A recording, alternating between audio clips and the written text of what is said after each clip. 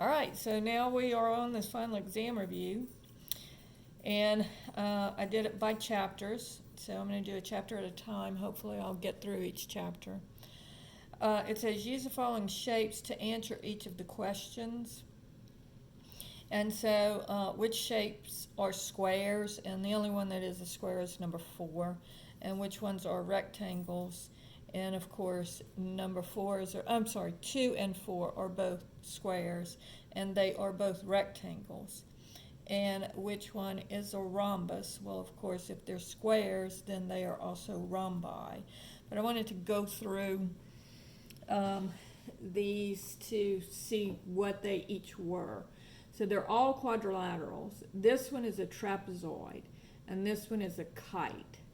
Other than that, they're all parallelograms, and then these two squares are both rectangles and also rhombi. All right, part D says, suppose the student says shape 4 is a rectangle as well as a square because both shapes have opposite sides that are the same length and both have right angles. At what Van Huyl level is the student thinking? And the student is thinking in here as level 1 because they're talking about the parts of the shapes.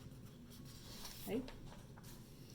Determine the type of symmetry for each figure. Indicate the lines of symmetry and describe the turn symmetries.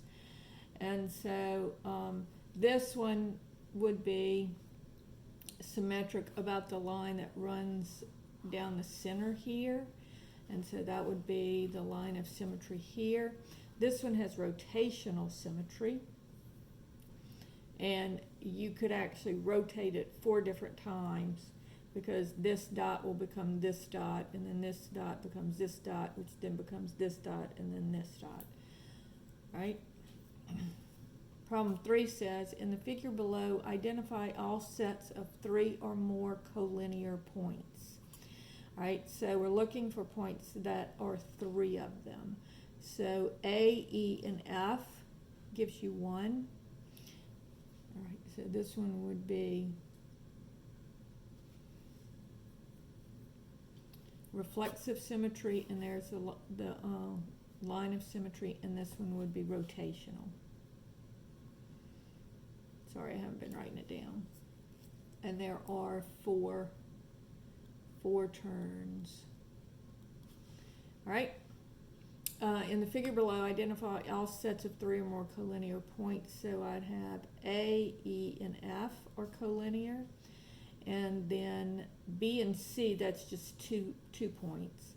And then A, B, and C. And then D, B, and E. And it doesn't matter what order you have, but those are the 3 that have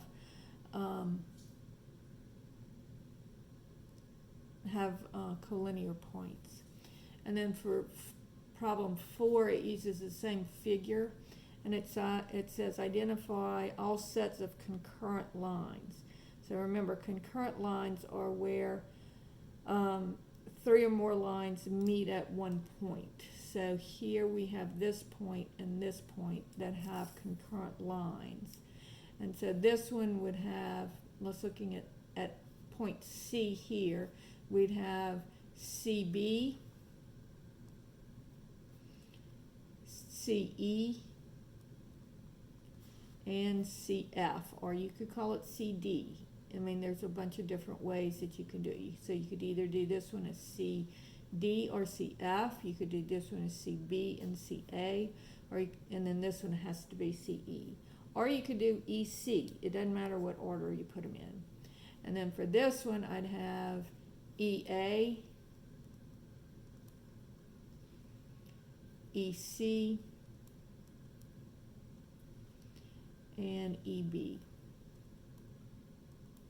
Okay, so those are 3 concurrent lines meeting at those points. Then problem 5 says, can a triangle be made that has measure of angle A is 37, measure of angle B is 86, and measure of angle C is 57? So remember, the angles in a triangle have to add up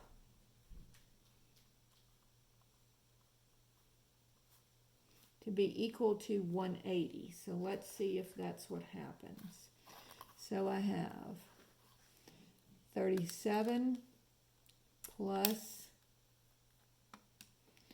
86 plus 57 equals 180. So yes. And then this one, I'm going to look at 130 plus 49 plus 18. And you can already tell that this one is not going to be. So I have 130 plus 49 plus 18. And that gives me 197. And so that would be no. Okay? And then part C says, can a triangle ABC be made from, okay, so then I have 90, so I had 3 of these. 90 plus 74 plus 14. And again, this is 4 and 4 is 8, so you can already tell. So this is 178. And so this one's too big, this one's too small. So this one is no as well. Okay. Find the missing angle measure in the following quadrilateral. So on this one, these two angles are 90 degrees. So these two angles have to add up to be 90 degrees because all the way around a quadrilateral is going to be 360 degrees. And so that's going to be 90 plus 90 plus 74 plus x. So if I add these, 90 plus 90 plus 74 equals 254.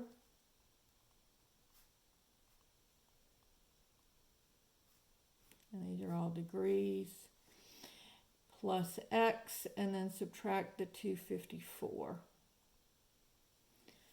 from both sides.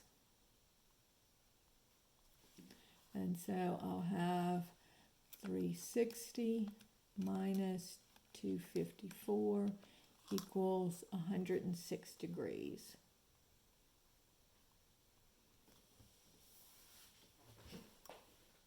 And so that's the answer to problem 6. Okay. Problem 7 says, select each of the figures that is a polyhedra. Okay, so remember, polyhedra can have round sides, and they have to be all connected. So this one, notice it's 2 polyhedra that are stuck together, but it itself is not a polyhedra because it's not closed. This one has all straight sides, and it is closed. And so it is a polyhedra. So only A here would work. All right. The figure below is a 3-dimensional shape that use it to fill in the blanks. Name the number of faces. All right. So if I look at the faces, now this little triangle is also a face. So I have a bottom and a top, a front and a back, and 2 sides. So that's 6, but then I also have this little triangle. So this would be 7 faces. And then the number of vertices, and again, all 3 of these would count. So I'd have 1, 2, 3, 4, 5 on the top, plus this 6 in the middle, 7, 8, 9, 10. So it would have 10 vertices. And then the number of edges is going to be 1, 2, 3, 4, 5, 6, 7, 8, 9, 10, 11, 12, 13, 14, 15. So it would be 15 edges. And then the second part, B, says, is Euler's formula satisfied for the given 3-dimensional shape? So Euler's formula says faces plus vertices is equal to edges plus 2. So that would be 7 plus 10 equals 15 plus 2. And that does check. So yes, it is. All right, so for the following figure, name two pairs of skew lines. So here there's a number of different answers again. So like MN and QR. So just get something that's going this way and then something that's on a different plane going in the other direction. So like NO and SR. Okay, so this one's going horizontally, this one's going diagonally, and it's on two different planes. And so I'll just say NO and SR are two skew lines. And then it says name a pair of parallel planes. And so the top is parallel to the bottom. And so this one would be LMON and PSRQ. And all you have to do is make sure, and I did it wrong, LMNO. You have to make sure you're going around LMNO. So I can't go LMON. I have to go LMNO. And then PQRS or PSRQ, however you want to do it. Doesn't matter. Okay? Now, the next question, number 12. If you remember on this one, what we did was we said, okay, so if I have and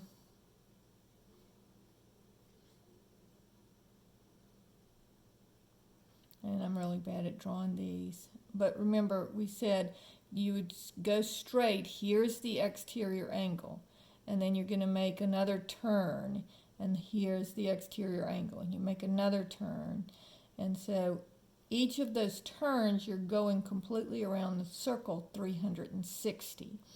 And so this would be 360 is equal to the number of sides times the measure of the angle.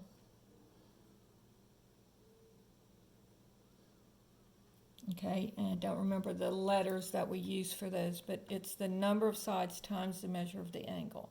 So we know that this is 30, so 360 over 30 would tell you what N is. I think maybe S is for, no, N was the number of sides. I don't remember. Anyway, 360 divided by 30 equals 12. So this would have 12 sides to it. Okay? And then again, the measure of the central angle, and again, remember each one of, and I'm just going to draw a pentagon here, and not a very good one, but remember the central angle, each one of the sides has a piece of the angle, and it is also going to be going around 360. So this one would give me 360 is equal to N times 24 degrees. And so I divide by 24. Okay? And so 360 divided by 24 would give me 15. So here N would be a 15-sided figure. Okay? And then the last one, remember the measure of the vertex angle, that was where we took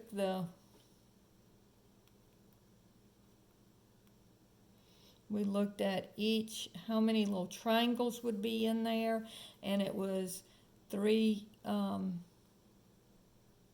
360 equals n minus 2, the number of sides is equal to n minus 2 times 180. And so here this would be, I'm sorry, that's not right. N is the number of sides, so it's the measure of the angle, so we'll call it m, is equal to n minus 2 times 180.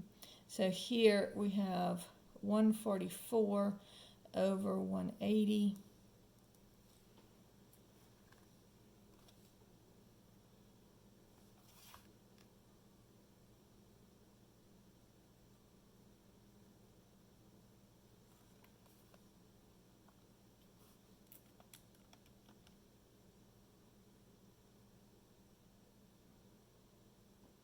Okay, that's not right either. Hang on one second. So it's, okay, and now I'm thinking correctly. So I would have to add up all of my vertex angles.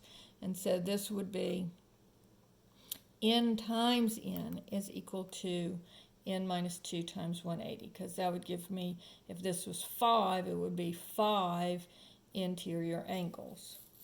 All right? And so this would give me n times m is equal to 180 n minus 360, and then subtract 180 n, subtract the 180 n, and so this is 144.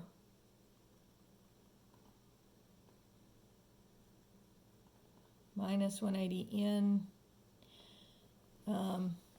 is equal to negative 360. And so 144 minus 180 is equal to negative 36. N is equal to negative 360, and divide both sides by negative 36. So N here would be equal to 10. All right? So that's how you do that one. And that finishes up chapter 12.